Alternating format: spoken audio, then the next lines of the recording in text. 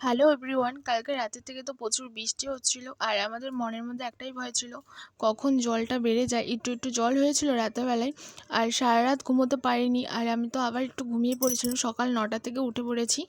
আর এই ভিডিওটা শুরু করেছিলাম সকাল 9টা থেকে। আর আমার মা তো সিঁড়িতেই বাসন মেজে নিচ্ছে, কেন জলের মধ্যে নামতে পারছে না তার জন্য। কলের পাড়েও জল, এই কারণের জন্য সিঁড়িতেই বাসনটা মেজে নিচ্ছিল মা। তারপর তো আমি নেমে গেছিলাম স্নান করতে, ভাবলাম একবারে বাইরে থেকে একটু ঘুরে আসি, কিন্তু মা আমাকে বলছিল সাপ আছে ওদিকে, তার জন্য আমি আবার রিটার্ন করে বাড়িতে চলে এসেছি। তারপর তো আমি একবারে স্নান টান করে ঘরে চলে এসেছি। আর আজকে শ্যাম্পু দিয়েছিলাম ভালো মতো চুলটা আঁচড়ে ক্রিম দিয়ে। আর আজকের ওয়েদারটা খুব সুন্দর, সারাটা রাত বৃষ্টি হয়েছিল, গরম মনেই হচ্ছিল না একদম।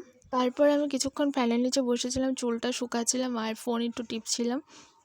তারপর তো মা ওদিকে পুজো দিচ্ছিল, মা আমাকে বলছিল ভাতটা একটু বসিয়ে দে, কেন বাবা ভাত খাবে, তার জন্য বাবা ভাত খেয়ে ওষুধ খেতে হবে বাবার। তাই আমি ভাতটা বসিয়ে দিয়েছিলাম। আর এদিকে আমি প্রেসার কুকারে ডাল বসাবো। ডালটা আমি ভালো মতন ধুয়ে আমি ডালটা বসিয়ে দিয়েছিলাম। আর আমি আলু সিদ্ধর জন্য আলু কেটে প্রেসার কুকারে দিয়েছিলাম, সেই ভিডিওটা আমি তুলিনি। আজকে দুপুরবেলার খাওয়া দাওয়াটা আর সকালের খাওয়া দাওয়া একসাথেই হয়ে গেছিলো। ডাল আর আলু সেদ্ধ দিয়েই খেয়েছিলাম দুপুরবেলা। আর মাকে আমি রাতেরবেলা বলেছিলাম খিচুড়ি করতে, এখন জানি না মা কী করে।